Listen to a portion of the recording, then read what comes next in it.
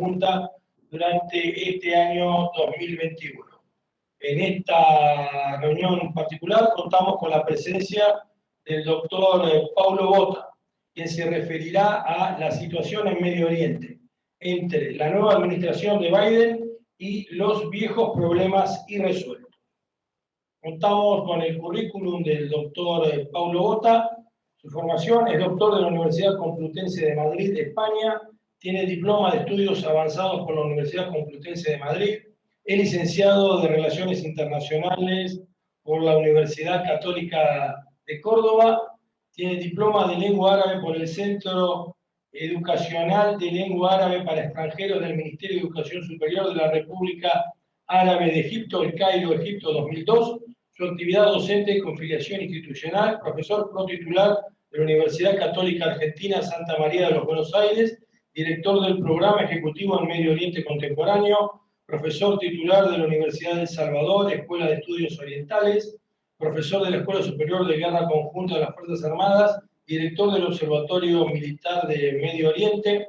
Su actividad profesional está dada por su capacidad de investigador principal de la carrera de docente e investigador científico de la Universidad de la Defensa Nacional, la UNDEF, investigador senior del Instituto for Global Studies de Roma, Italia, coordinador del Departamento de Eurasia del Instituto de Relaciones Internacionales de la Universidad Nacional de La Plata, presidente de la Fundación Centro de Estudios del Medio Oriente Contemporáneo, miembro del Consejo miembro consejero del Consejo Argentino para las Relaciones Internacionales, y su actividad como profesor, en años anteriores, coordinador académico del Centro de Estudios Estratégicos para la Defensa Manuel Belgrano, con la sede en la Fuerza Aérea Argentina durante los años 2011-2014, analista para la Fundación para las Relaciones Internacionales y el Diálogo Exterior en Madrid, España, durante el 2007-2010, y docente de la Universidad Siglo XXI, Córdoba, Argentina, 2003-2007.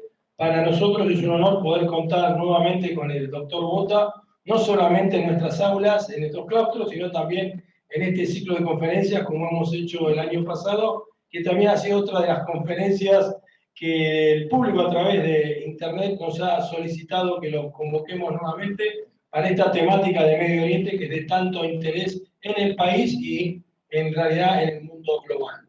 Muchas gracias, doctor. Este es su auditorio presencial y su auditorio virtual en este doble juego que estamos haciendo. Perfecto. Bueno, muchas gracias. Buenas tardes a todos. Es un gusto siempre estar acá en casa, por tanto uno no es invitado y sobre todo es un gusto para los que somos docentes poder, aunque sea, vernos las caras de lejos, ¿no? Esto de la virtualidad nos ayuda en muchas cosas, pero también uno echa en falta esto de poder estar con los alumnos, donde la posibilidad de interacción siempre es mayor. Bien, para ir directamente al tema que nos ocupa hoy. La región de Medio Oriente es, si uno ve desde un punto de vista simplemente periodístico, es una región, podríamos decir, altamente conflictiva, ¿no? Altamente conflictiva, y eso ya desde el punto de vista de las relaciones internacionales en general y desde el punto de vista de una institución dedicada a temas militares, ya de por sí le genera un atractivo particular. En el día de hoy yo básicamente quisiera exponer tres cosas que es las que ustedes están viendo aquí. En primer lugar, resaltar la relevancia de Medio Oriente desde el punto de vista de la seguridad internacional, por qué tenemos que estudiar Medio Oriente, qué podríamos aprender de Medio Oriente. En segundo lugar, entender Medio Oriente hoy por hoy como una región donde se da la competencia entre grandes potencias y a la vez en potencias regionales, porque eso tal vez, según la hipótesis que yo voy a plantear aquí, es lo que explica su nivel de conflictividad. Y en tercer lugar, como siempre lo hacemos, porque uno nunca analiza nada desde el espacio exterior, uno lo hace desde el lugar donde está, ver qué conclusiones y también qué perspectiva podemos traer desde Argentina al respecto, porque siempre lo enfatizo, si de algo sirve estudiar otras regiones es para aprender de la experiencia ajena, si no sería simplemente una curiosidad académica intelectual que cada uno podría hacer casi en su casa y no justificaríamos el por qué estamos aquí en la actualidad. Entonces, en primer lugar, ¿es realmente una región conflictiva Medio Oriente? Como les decía, si uno se basa pura y exclusivamente en los medios de comunicación, diría que sí. Ahí aparecen todos los temas que para ustedes les resultan muy familiares, ¿no? Desde el conflicto palestino-israelí, el programa nuclear en Irán, las guerras en Siria, en Yemen, en Libia, la inestabilidad que podemos ver hoy en día incluso en el Líbano, etcétera, etcétera, etcétera. No hay, casi que yo me animo a decir que no hay ni un día en el cual alguien no pueda ver un tema conflictivo sobre la región de Medio Oriente si solamente hace un seguimiento muy general de lo que sucede en la región. Ahora bien, si uno va específicamente a los temas más bien de carácter militar, fíjense, esto es el informe de este año del Military Balance, los 15 presupuestos más grandes de defensa, el único país, o mejor dicho, de los 15, dos países de Medio Oriente, que es Arabia Saudita, y el número 9, el caso de Israel, con el número 15. No aparece, por ejemplo, ahí ningún país, digamos, el único país que aparece en la región latinoamericana es Brasil, con un gasto de defensa bastante significativo. Por cierto, esto a veces nos olvidamos, Brasil gasta más en defensa que Israel, así que cuando a veces hablamos de una cosa o de otra, los datos nos muestran esto. Y también lo que se ve es la enorme diferencia entre el gasto militar que dedican los Estados Unidos anualmente y el que dedican el resto de los países del mundo. Ahora bien, cuando uno se va al porcentaje del PBI que se gasta en defensa, ahí aparece Medio Oriente en todo su valor. Fíjense, de los 15 países que gastan porcentualmente más de lo que diría la OTAN, más del 2%, ¿no? Con respecto a defensa, fíjense, son casi todos países de la región de Medio Oriente. Desde el Omán, que dedica el 12%, hasta Qatar el 4.4%, pasando por otros países como Líbano, Kuwait, Arabia Saudita, Argelia, Irak, Emiratos Árabes Unidos, podremos incorporar incluso a Azerbaiyán por su vinculación muy cercana con Turquía, Marruecos, Israel, Jordania, Armenia, exactamente. Entonces, casi que los países que más gastan porcentualmente en temas de defensa están casi todos en Medio Oriente. Eso ya nos habla de sociedades donde el tema de defensa tiene un lugar muy preeminente. Ahora bien, si lo que ustedes verán abajo a la izquierda, con en la misma fuente, que es el Military Balance, verán que en realidad casi el 9% de todos los gastos militares del mundo van sobre la región de Medio Oriente. Por lo tanto, usted podría decir, bueno, mire, es importante en términos porcentuales, pero no lo es tanto si uno suma la totalidad de los gastos militares del mundo. Esto simplemente para que ustedes tengan una idea, estamos como estamos, entonces la venta, digamos, los gastos de defensa existen, pero si ustedes ven en 2018, 2019 y 2020, hubo en la zona de Medio Oriente, se ve claramente ahí, hubo disminuciones significativas. Entonces, si uno dice, bueno, en 2015, 2016, 2017, era incluso mucho más significativo. Aún habiendo una disminución en los últimos 3 años, aún así sigue siendo muy importante los niveles en la región de Medio Oriente. Y si ven abajo el esquema tradicional, abajo a la derecha, verán que Medio Oriente casi que yo diría está superando ampliamente los niveles OTAN. Entonces, gasta mucho más del 2% e invierte de eso que se gasta casi el 20% en inversión. Por lo tanto, digamos, esa en su totalidad son economías que le dedican a la defensa una parte muy significativa de sus recursos. Luego estarán las dos partes de la biblioteca, aquellas que nos dicen que en realidad esta es la causa de la conflictividad, y otros que nos dirán que no es la causa de la conflictividad, puesto que hay razones que llevan a la conflictividad entre los estados, como lógica y consecuencia después los estados buscan proteger sus intereses a través de la inversión en defensa.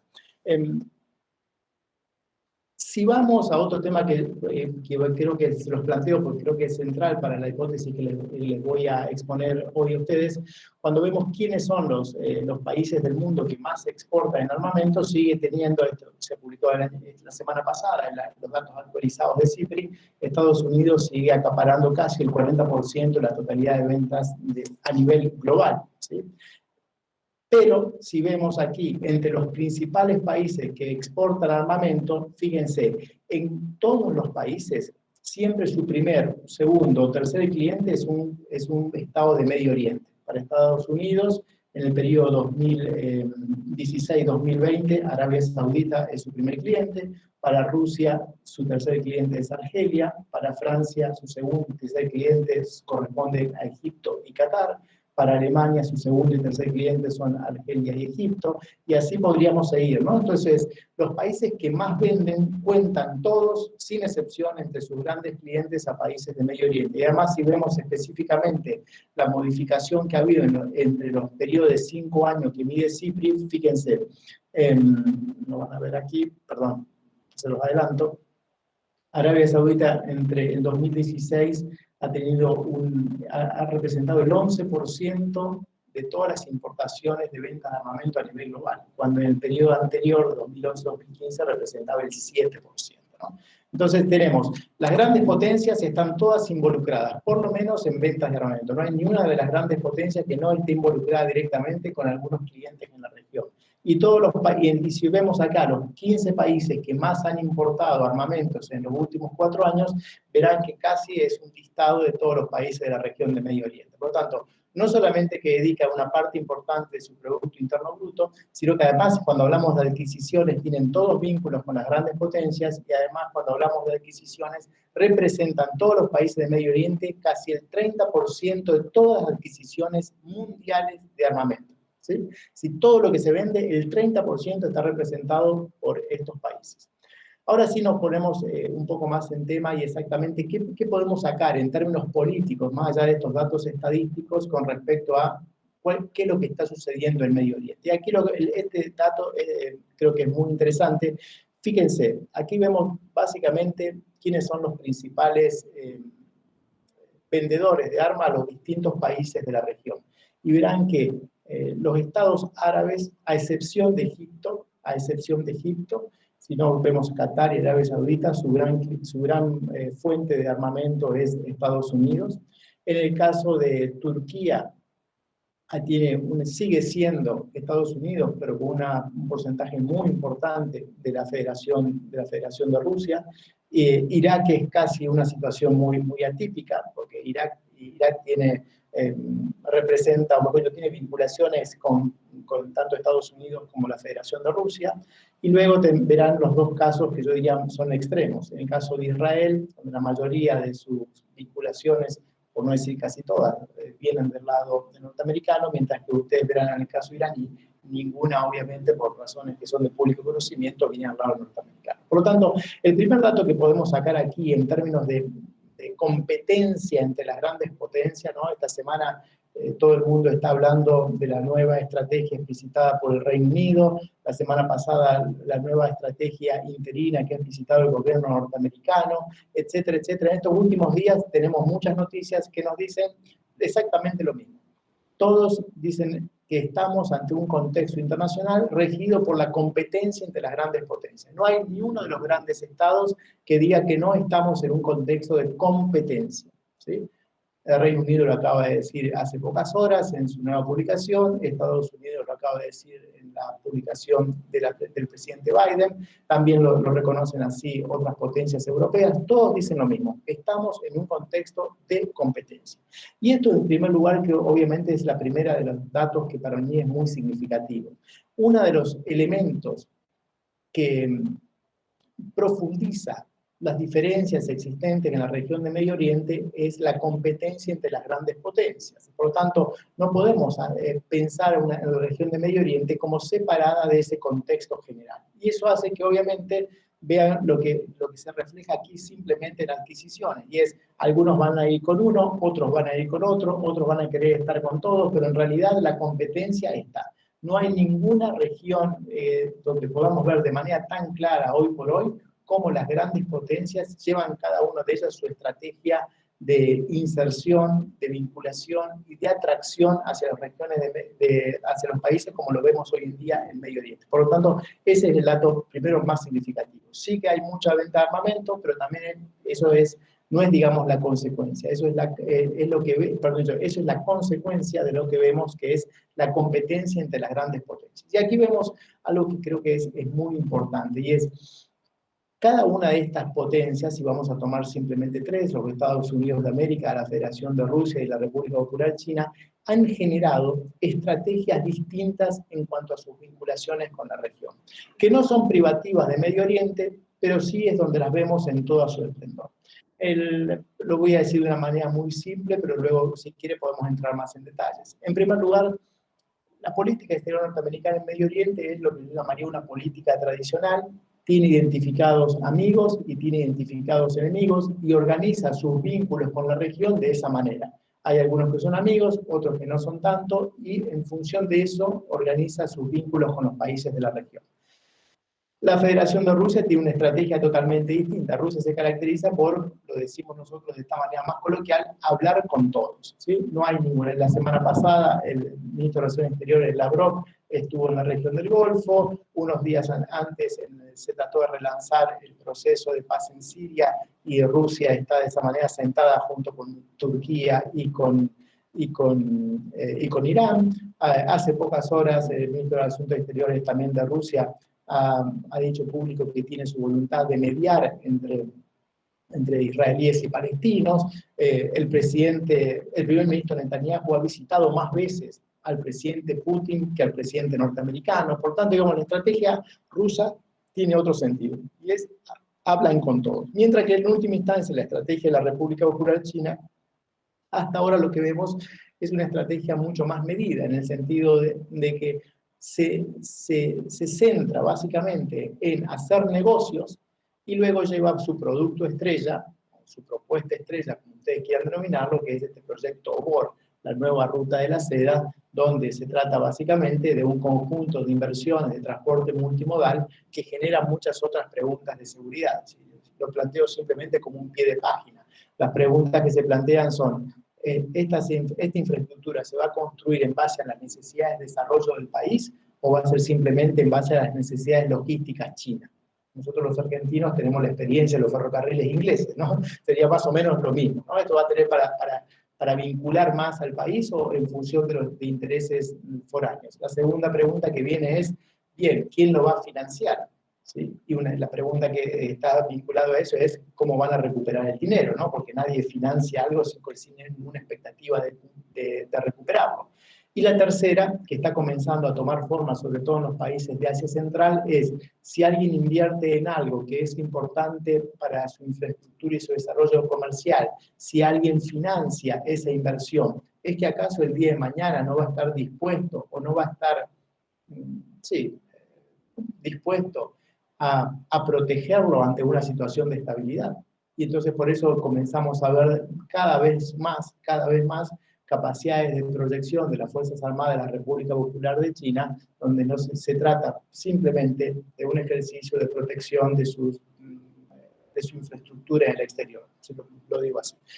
Estas preguntas, que hoy en día son preguntas que son debatidas en algunas regiones donde China ya tiene una vinculación muy profunda, son preguntas que desde mi perspectiva creo que, espero equivocarme, todavía no nos planteamos nosotros aquí cuando estamos buscando un mayor vínculo en ese sentido. Por lo tanto, una vez lo repito como siempre, hay que aprender de la experiencia ajena, ¿no? Los problemas que se están planteando en otros lugares nosotros los deberíamos ver y no pensar que somos una rara avis donde no tenemos ningún tipo de vinculación con lo que les pasa a otros en otras partes del mundo. Entonces, ese es el primer dato, ¿no? Aquí les hice un resumen, pero es lo que les acabo de mencionar. 30% de las adquisiciones mundiales de defensa van de la región de Medio Oriente, 11% solamente corresponden a Arabia Saudita. Eso nos podría llegar también, pero nos podría llevar a pensar otras cosas. Piensen, ¿no?, que en estos días los llamados rebeldes houthi están atacando al territorio saudí, ¿no? Un país que representa más del 11% de las adquisiciones mundiales de defensa y no es capaz de proteger, ¿sí?, o de brindar una protección adecuada a su territorio nacional. Eso está generando muchos debates en el seno de Arabia Saudita. Eso es algo que hoy en día es muy problemático, porque no solamente que se está gastando dinero, sino que además se gasta algo que en política internacional es muy importante, y es el prestigio, ¿no? Nadie puede pretender ser un actor importante del escenario internacional si no puede proteger ni siquiera su propio territorio. Esto está casi que es una cuestión de perogrullo. Lo que mencioné en primer lugar, altísimos porcentajes del PBI destinado a defensa. yo diría, porcentaje nato destinado a adquisiciones, a investigación y desarrollo, y también hay una ventaja significativa de lo que podríamos llamar los socios occidentales. Por tanto, en ese sentido, Rusia todavía no está involucrada directamente, y eso también nos podría explicar por qué en la región del mundo que representa el 30% de las adquisiciones mundiales de armamento, pero ustedes ven que Rusia no está involucrado, y ahí se explicarían, entre otras cosas, los intereses por vender en otras regiones del mundo, ¿no? Tal vez, no sé, como nosotros, pensemos de esto que está tomando Estado público en los últimos días, ¿no? Creo que todos hay que verlo. El gran problema que a veces tenemos en nuestra política argentina es que vemos las cosas de manera muy fragmentada y no hacemos el esfuerzo de verlo de manera holística, ¿no? Nosotros tenemos que hacer el esfuerzo. ¿Por qué hay tanto interés? Hay tanto interés porque en la región del mundo que más se compra, hay poca compra para ese material. Por razones diversas. No es una cuestión simplemente de la calidad, de la cadena logística. Hay muchas otras razones. Fundamentalmente que hay un lobby muy fuerte de todos los que están involucrados en esto, que quieren que continúe, ¿no? Segundo punto, o sea, estamos viendo que hay una competencia entre grandes potencias, que cada una tiene su estrategia particular y que eso luego se manifiesta en lo que, por lo menos en este ámbito, nos interesa.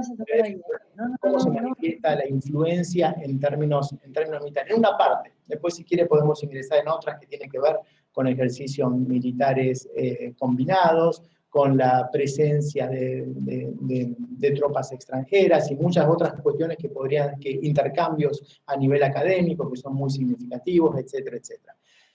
Esta es lo que creo que es la zona de mayor conflictividad que vamos a tener en Medio Oriente en los próximos años. Es el Mediterráneo Oriental. Lo que ustedes ven en este mapa es cómo se superponen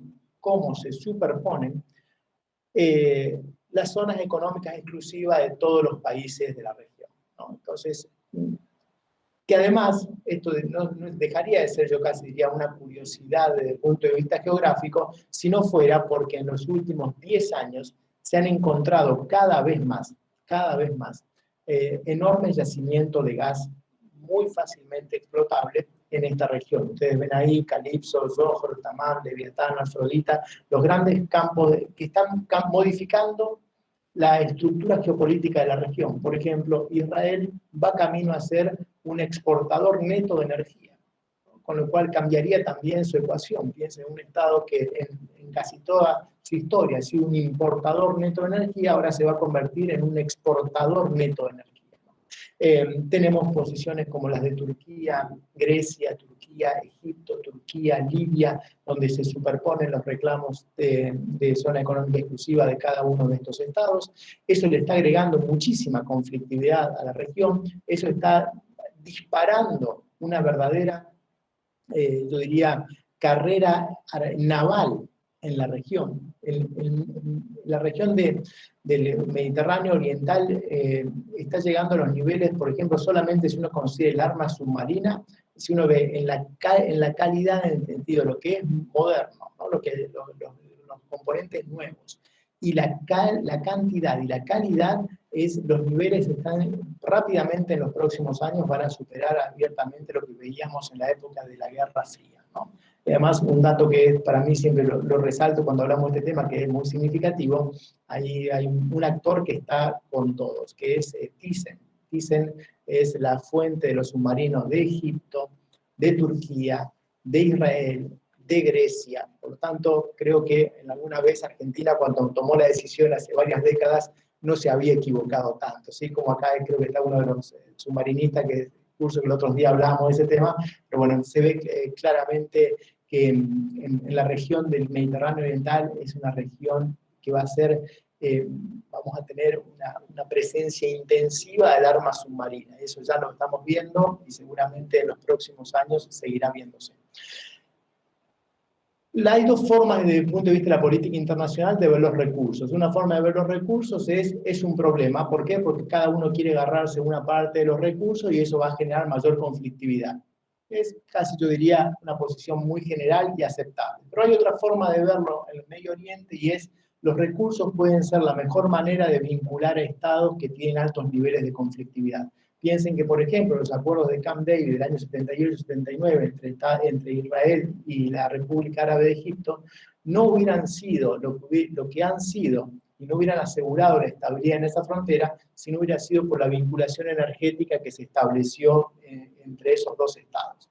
Nosotros generalmente tratamos de olvidar eso, o nos olvidamos eso, hacemos hincapié en la presencia y la importancia que tuvieron los Estados Unidos, por eso llamamos acuerdo de Camp David, realizado bajo una gran presión diplomática norteamericana, pero nos olvidamos que se sentaban las bases de un entendimiento en términos energéticos, que es lo que muchos consideran, cuales me incluyo, que es la explicación de por qué tanta estabilidad. Porque si uno sienta a dos actores básicamente, pura y exclusivamente por la fuerza, la idea de que exista una excusa para levantarse es cuestión de tiempo. Pero lo que hay que hacer es, siempre en política hay que hacer eso, hay que brindar incentivos para sentarse a negociar. Incentivos para levantarse de la mesa de negociación son bastante comunes, lo que hay que generar es incentivos para sentarse a negociar. Y en función de esto que yo les estoy comentando, fíjense, esta es el lanzamiento de lo que se conoce el Foro EastMed, del Mediterráneo Oriental de Gas. Están incluidos Chipre, la República de Chipre, reconocida internacionalmente, de nuevo un lugar de gran interés para Argentina por la presencia que tiene Argentina durante décadas, ¿no? en las operaciones de mantenimiento de la paz. Grecia, Israel, Egipto, Jordania, Palestina, y ahora se han sumado otros estados europeos, fundamentalmente Italia, y con otro nivel Francia y Estados Unidos. Hay un detalle, ¿no? Turquía no está. Y eso es un tema que es central. No está no por una cuestión de carácter geográfico, está muy claro que Turquía debería estar. No está porque el resto de los actores no quieren que esté. Y eso entonces, yo creo, desde mi punto de vista, es un tema que es central. Porque eso, en lugar de utilizar los recursos para bajar los niveles de conflictividad, va a llevar seguramente a que haya más incentivos para romper los pocos acuerdos existentes, ¿no? Detrás de esta idea que suele tomar en los últimos días, ha habido muchas noticias al respecto, cuando se habla de la voluntad de Israel de volver a sentarse a negociar con Turquía, creo que no hay una voluntad simplemente de olvidar lo pasado, hay una necesidad geoestratégica. Uno no puede hacerse amigo de todos los del barrio e intentar aislar a uno que está en el medio, porque eso en algún momento termina explotando. Y esa percepción lleva a esto, fíjense, estas son las bases militares que tiene Turquía en el exterior. Es casi una cuestión de perogrullo, ¿no? Si alguien deja fuera a un Estado en cuanto a su capacidad de vincularse con los otros, pues es probable que aumente los niveles de agresividad o asertividad, como ustedes quieran denominarlo, en el exterior. Y eso va acompañado también de otras cuestiones, fundamentalmente por el desarrollo de su industria armamentística, que ha logrado en algunos ámbitos algunos niveles más que aceptables, pero hoy en día Turquía tiene, para decirlo en pocas palabras, una base en Qatar, y en todas las cosas eso ha explicado que Qatar haya podido sobrevivir, entre otras cosas, al bloqueo que desde mayo del 2017 le ha impuesto a Arabia Saudita. Hoy en día tiene una presencia muy significativa también en Libia, por no hablar de Siria, ni hablar lo que ha sucedido hace pocos meses atrás en el Cáucaso Sur, ¿no? Entonces, hoy Turquía tiene una asertividad, vamos a decirlo de esa manera, en política internacional, que no se explica pura y exclusivamente por un mayor nivel de belicosidad, sino también por una estrategia de lograr algún tipo de equilibrio ante un tema tan central como es el de quedar fuera del principal ámbito de cooperación en términos gasíferos que ha tenido la región en décadas. Piensen que la región que nosotros denominamos Medio Oriente es una región de la que no tiene ningún ámbito de cooperación realmente multilateral.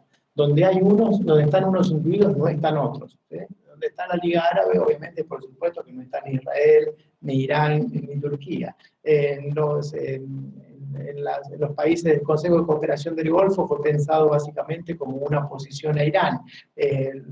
Turquía es miembro de la OTAN, pero obviamente con un nivel de conflictividad muy alto con otros actores. Entonces, no es una región donde uno puede encontrar instancias multilaterales que puedan generar canales de diálogo. Por lo tanto, es una región en términos de política internacional clásico. Todo se termina dirimiendo en el ámbito bilateral. Es una región clásica en el ámbito de la política internacional. Esto es una noticia que ustedes seguramente a lo mejor han visto, es la inauguración hace 2 semanas atrás del estatua, o mejor dicho, el busto de Alexander Nevsky en la base aérea que tiene Rusia en Siria, en Gemein. Todo el mundo ha hablado de eso porque Alexander Nevsky, ustedes saben muy bien, es el que lideró a las fuerzas rusas en contra de las fuerzas suecas, es considerado como uno de los fundadores del Estado ruso en esos términos, pero en realidad yo creo que en el caso de Rusia hay 2 cosas que analizar en la región de Medio Oriente. Lo primero es que no todo lo que ha hecho en la región de Medio Oriente tiene pura y exclusivamente una función de carácter militar, que obviamente es muy importante, ¿no? El acceso a las 2 bases que ha conseguido en el Mediterráneo Oriental van a hacer que tengamos que acostumbrarnos a Rusia en esa región por décadas. No va a haber un retroceso en ese sentido. Es más, desde mi perspectiva, y les adelanto uno de los temas que yo considero que es más importante, que a veces no le damos la suficiente importancia, cada vez hay mayor cantidad de noticias que reflejan que Rusia quiere, o algunos sectores en ruso, para ser más específicos, querrían renegociar los acuerdos de Montreux. Se recuerden que los acuerdos de Montreux son los establecidos en 1936, que son los que regulan el paso entre el Mar Negro y el Mediterráneo. La renegociación de esos acuerdos debería seguramente a un equilibrio distinto de fuerzas en el Mediterráneo Oriental. Es una cuestión que creo que es importante, ¿no? Rusia tiene todavía en ámbitos navales muchas limitaciones para generar una proyección, pero lo está haciendo, ¿no? En estos mismos momentos ahora que estamos hablando, está llevando adelante una operación en Omán. Esto se suma a los ejercicios militares que ha realizado junto con China e Irán en el Océano Índico el pasado mes de diciembre. Por lo tanto, es cierto que hay muchas limitaciones para proyección de fuerzas del ámbito naval, pero es cierto que también hay cosas que estamos viendo que no lo veíamos hace 15 años atrás. Por lo tanto, sería necio no reconocerlo. Pero digo, no todo tiene que ver con geopolítica en términos militares. Fíjense, este es un dato que lo muestra y lo vincula una vez más con el tema gasífero. Lo que ustedes ven ahí es una actualización de los distintos sectores que han sido concesionados a empresas para explotar los recursos de gas en esta región que estamos viendo. Si ustedes ven frente a las costas del Líbano y frente a las costas de Siria, está Soyuz-Netivaz, que es una empresa rusa, por supuesto, y frente a las costas del Líbano van a ver a Novatek, que es otra de las empresas gasíferas más importantes de Rusia. Entonces, Rusia tiene una estrategia muy clara y es, hay ayuda militar, intenta ventas militares y luego intenta obtener beneficios en el área económica. Esto lo que estamos viendo en la región de Medio Oriente es muy claro. El caso de la economía siria es el caso testigo, con voluntad de hacerse no solamente de las telecomunicaciones, sino de terminales portuarias, áreas consideradas de carácter estratégico, esperando que sea la reconstrucción y que otro pague la reconstrucción, por cierto, porque los fondos no tiene, pero digamos, detrás de cada uno de estos movimientos, que solemos solamente acotarlos al ámbito militar, siempre en el caso ruso viene una voluntad de generar una vinculación y una ventaja en términos económicos. Es justo diametralmente lo opuesto a la estrategia china. China comienza por una vinculación en términos económicos con la no tan secreta intención de luego obtener algún tipo de beneficio en otro ámbito político. Rusia tiene la estrategia distinta. Para hacerlo muy concreto, porque quiero simplemente dar lugar a las preguntas y aprovechar que nunca nos vemos de manera presencial. Pero voy a simplemente señalar 2 cosas más. La región de Medio Oriente es conflictiva, no solamente porque hay una competencia entre las grandes potencias, sino porque también se está revisando la misma estructura del orden regional de esa parte del mundo. Lo que tenemos es el orden regional de la segunda posguerra mundial está desapareciendo. Ya no es el tema de los grandes aliados, Arabia Saudita e Israel y Turquía en la OTAN. Hoy en día hay otros estados que reclaman o bien un lugar mejor del que tienen. Entonces ahí vemos a Irán que pugna de manera bastante, diríamos, asertiva con respecto a su programa nuclear y a la influencia que tiene en grupos vinculados con Irán en casi toda la geografía de la región de Medio Oriente. Eso básicamente en términos teóricos lo que significa es que Irán quiere tener un lugar en la región que hasta ahora no tiene. Después podríamos discutir eso. Turquía, como lo vemos, no va simplemente a reducirse a ser un Estado que tiene un papel totalmente secundario en la región de Medio Oriente, quiere tener un papel mucho más asertivo en la región, y si le hacemos caso a aquellos que tienen visiones que podríamos llamar antiturcas, dirán que las expectativas de Turquía llegan incluso hasta Asia Central, donde hay poblaciones de origen túrquico también. Y hay otros estados, como yo creo que es el caso de los países árabes del Golfo, que hasta hace unos años eran una mera curiosidad, pero que hoy en día tienen un lugar significativo, ¿no? Piensen en Emiratos Árabes Unidos, con su programa espacial, enviando algunos aviones a Chipre para marcar su vinculación mayor con Grecia. En este preciso momento hay unos ejercicios que están teniendo lugar entre Grecia y Arabia Saudita, ¿no? ¿Qué está pasando en el Mediterráneo, ¿no? ¿Qué está haciendo Arabia Saudita en el Mediterráneo? Pues están obviamente que enfatizando el lugar que debe tener en un ámbito de carácter regional. Por lo tanto, lo que estamos viendo es, hay un reacomodamiento general. Y eso que no creo que sea el interés principal de la audiencia hoy, involucrarnos en entender los problemas que hay a nivel interno, doméstico, en cada uno de los países de Medio Oriente. Fijémonos desde una perspectiva un poco más lejana, que creo que es la que más le interesa a la audiencia en este lugar. Por lo tanto, la combinación de lucha por la preeminencia regional y reestructuración del sistema regional de Medio Oriente, donde nadie se siente satisfecho con el lugar que está asignado, más competencia entre grandes potencias, más una enorme asignación de gastos militares, y si todo eso lo salamos a gusto con problemas domésticos de índole económico, social, político, etcétera, etcétera, pues tendremos la conflictividad que tenemos en la región de Medio Oriente y por qué es una región donde hay mucho para ver. Ahora bien, más allá de esta curiosidad que algunos podrían calificar de malsana, ¿no? ¿Por qué estar mirando conflictos y regiones problemáticas? ¿Qué podemos aprender de nuestra perspectiva? Yo creo que hay conclusiones en la región que podrían ayudarnos a pensar y que podrían luego materializarse desde aquí. En primer lugar, la competencia entre los actores regionales es una realidad en Medio Oriente. Eso creo que hoy no lo tenemos en nuestra región, por lo menos no lo tenemos tan agresivo como hubo en otras épocas. Piensen tal vez en los años 70, en los años 80, la carrera en muchos ámbitos entre Argentina y Brasil. Hoy creo que somos aquí muchos de las generaciones donde Brasil era un mundo alejado, ¿no? Y creo que acá incluso todavía tenemos varios alumnos brasileños.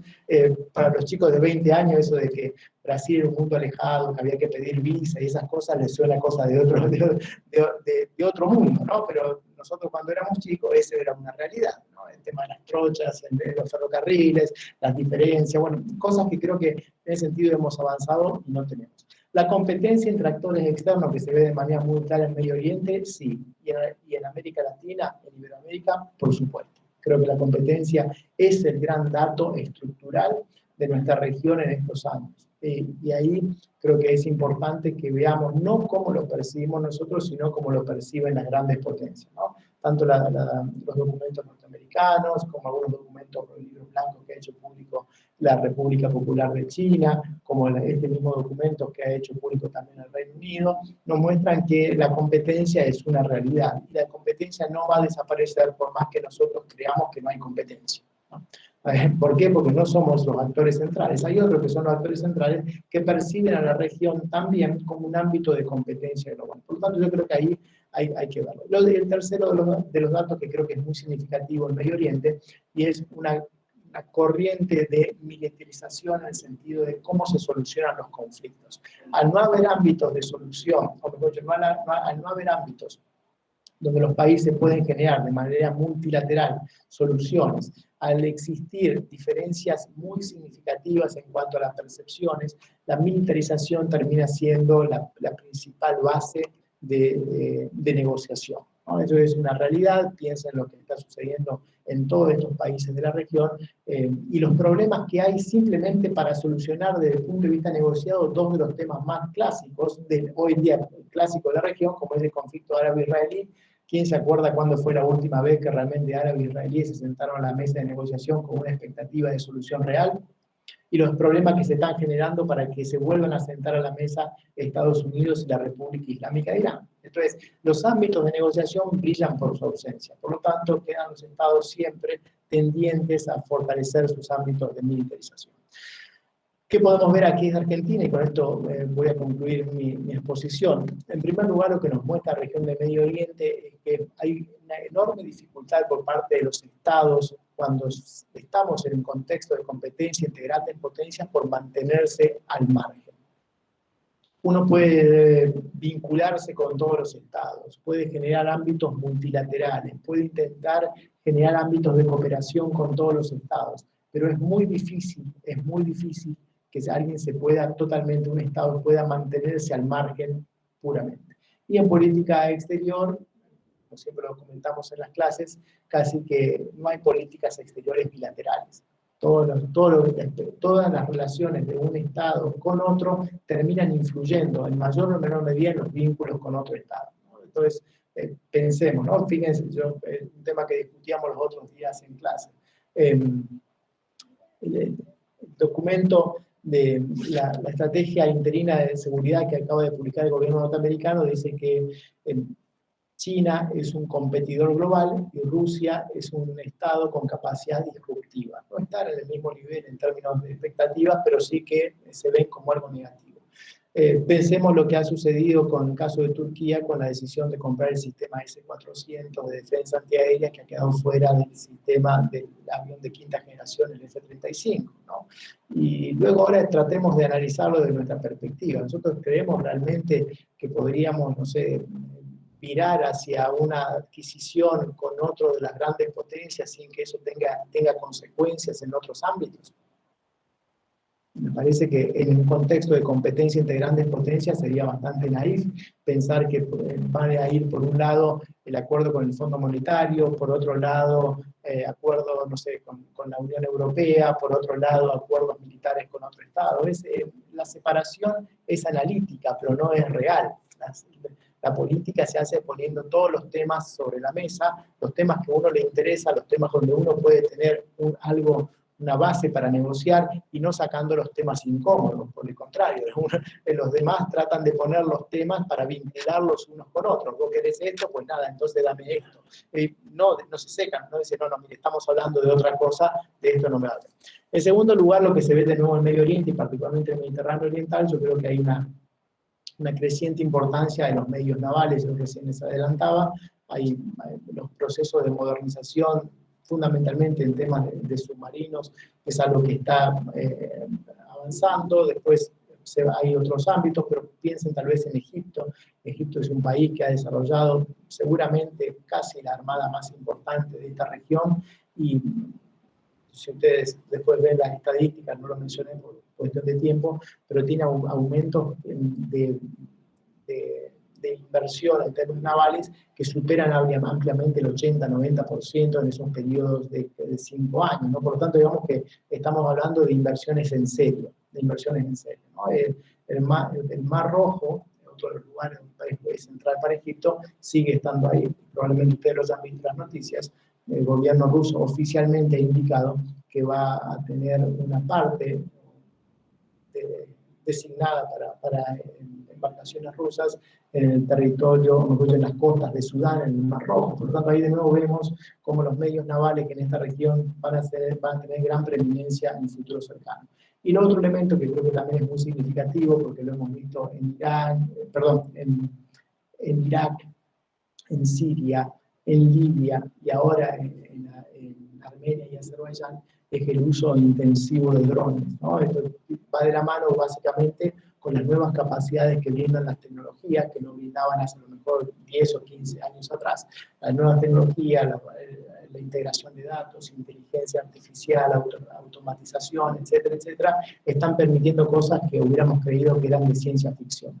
En este sentido, yo creo que países como el nuestro deberían aprender eso. Deberíamos aprender que en un ámbito de competencia global es muy difícil estar al margen. Tenemos que aprender cómo se está generando en estos lugares donde tristemente se están generando tantos conflictos en la región, pero está tomando lugar el ambiente operacional del futuro. Lo estamos viendo ahí porque es donde se están aplicando los avances significativos. Turquía ahora quiere vender estos TV2 Bayraktar en todos lados porque los ha probado en otros lados. Rusia probablemente quiere hacer lo mismo. El gran problema que tenía Rusia era que los armamentos que habían desarrollado, la última realmente guerra que habían tenido en serio había sido en Afganistán, sin contar en agosto del año 2008 en Georgia, que había sido casi que una expedición castigo al gobierno georgiano, un poco más allá. El otro tema que se abre, que creo que es interesante, es cómo China puede convertirse en una potencia militar sin tener experiencia militar. Esa es otra cuestión que creo que es interesante para analizar. En definitiva, ver cómo se está gestando el ambiente operacional del futuro, ver lo que están haciendo los demás, qué podemos aprender de eso, buscar socios de carácter tecnológico y teniendo en cuenta que la estrategia general es no hay estados que puedan realmente mantenerse al margen. Dependerá de la inteligencia, de la estrategia política y luego de la pericia de los diplomáticos y también de las capacidades militares para moverse en un mundo que cada vez es más complejo y más caracterizado por la competencia. Lamentablemente no estamos viendo, por más que algunas voces se indiquen de esa manera, hacia una región, hacia un mundo mucho más colaborativo. Fíjense lo que ha sucedido con el COVID. Cada estado ha tratado de asegurarse lo mejor para su población y aquellos que han logrado vender algo lo han hecho también a costa de algo. Por tanto, creo que nos muestra también que es muy difícil pensar en un mundo colaborativo. En ese contexto, donde nosotros lo debemos tomar más como un dato, más como algo que podamos realmente modificar a nuestro placer, es donde deberemos movernos. Y por eso, con esto concluyo, es tan importante analizar otras regiones del mundo, porque podemos ver en esas otras regiones cómo se comportan las grandes potencias, qué es lo que es realmente importante, y en función de eso, aprender de la experiencia ajena, básicamente, para que eso refleje de mejor manera nuestros intereses. Muchísimas gracias.